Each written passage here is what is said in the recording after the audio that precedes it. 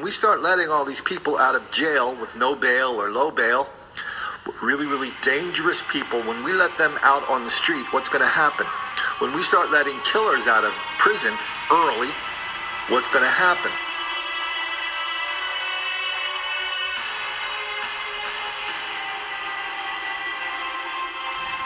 And I can only imagine nobody asked that question, or if they did ask it, everybody just sat around and agreed in a big hurry that that could never happen. Oh yeah, it happens. It's happening all the time now. News right now, police say a man was out on bond on a murder charge when he shot an 11-year-old boy. The suspect was already out on bond for an unrelated shooting when this happened. He was gunned down needlessly, violently, and they need to bring the culprit to justice. If he had already committed a crime like this before, then why did they even let him go?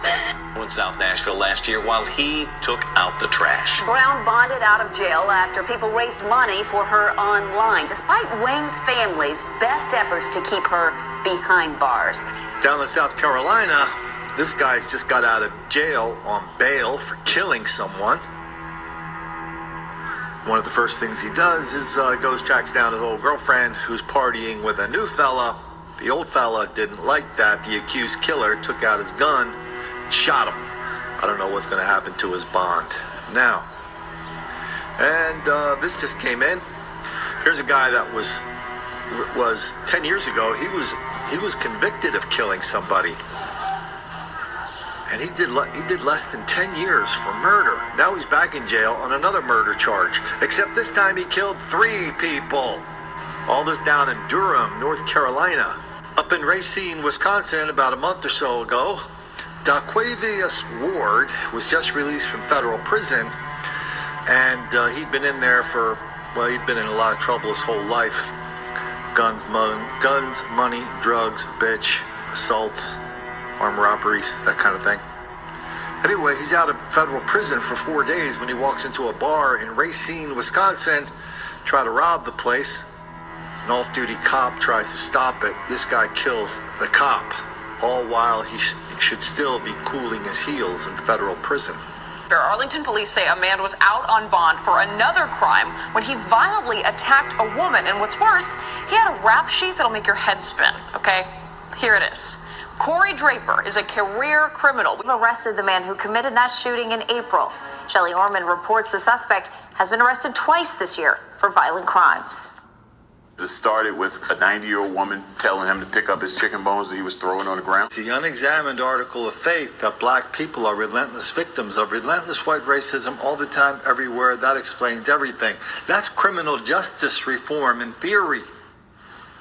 Here's what it looks like in reality. James McDowell, a convicted murderer, will walk out of prison next month after shooting and killing a woman at this church 30 years ago. And second great lie is how easy it is to go to prison for nothing, for nonviolent acts.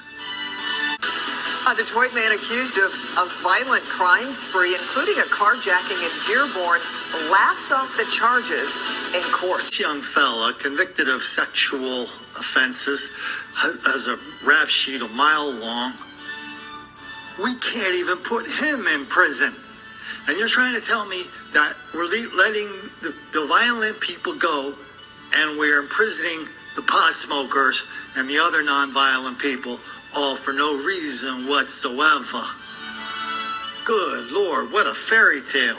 After her life was threatened after she was brutally attacked. Now, one of her alleged attackers, he was actually out on bond for a capital murder charge. He was also out on parole for a recent conviction for assaulting a peace officer. Tonight, we are asking the question, why? So who's holding the bag? Where are the geniuses that told us we had to let people out of jail and out of prison because the only reason they're in there is because we are criminalizing poverty? The only reason they're in prison is because there are too many black people in prison because of systemic racism, and that explains everything all the time, everywhere. Who's holding the bag for that? Jared Kushner, Van Jones, the President of the United States, All these district attorneys all over the country who have suddenly found religion and figured out that there's so many people in jail that shouldn't be there. Yeah, that's what the new district, the person who has the Democratic nomination, which means she's going to win the job, Democratic nomination for the district attorney in Queens, that's almost what she said the other day in her victory speech. She dedicated her campaign to the people in Rikers Island who are in there because they can't afford the bond. So she wants to let them all out. Who's going to ask her when the inevitable happens? Who's going to ask her when she unleashes this new crime wave on the streets of Queens, New York? Probably nobody.